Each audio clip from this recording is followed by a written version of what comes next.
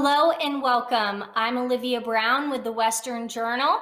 Today's episode of WJ Now, we're going to dive deep into everything that's been coming out lately about the coronavirus and why some people are mad that now the liberals are saying, let's backtrack on everything that happened these past 2 years. The Atlantic just put out an article by Emily Oyster, and they're saying, let's declare a pandemic amnesty. We need to forgive one another for what we did when we were in the dark about COVID. So now we're supposed to forget everything that just happened in these last 2 years.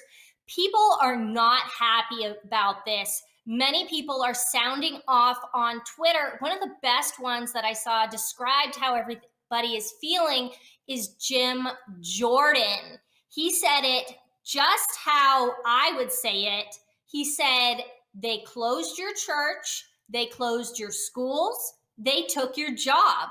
They made you wear a mask that didn't work. They made you cancel family gatherings and funerals.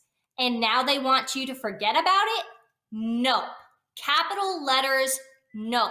We will not be forgetting about everything that just happened in the last 2 years. We saw so many people lose their jobs, and it's so unfortunate. Now churches are less full because people have stopped going back to church after COVID.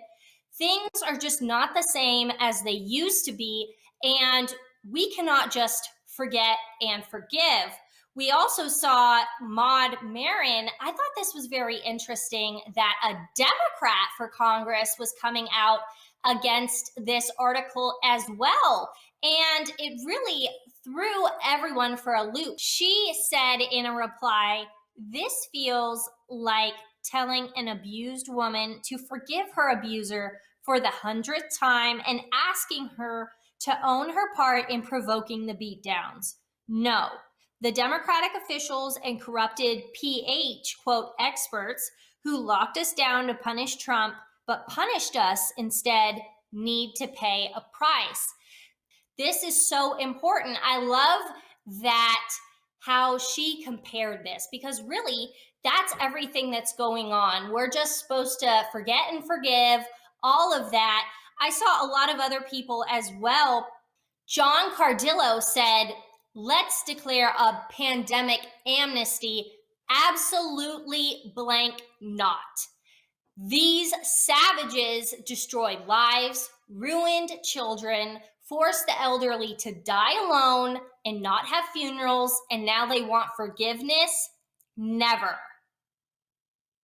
It's just atrocious how people are going back and forth from this.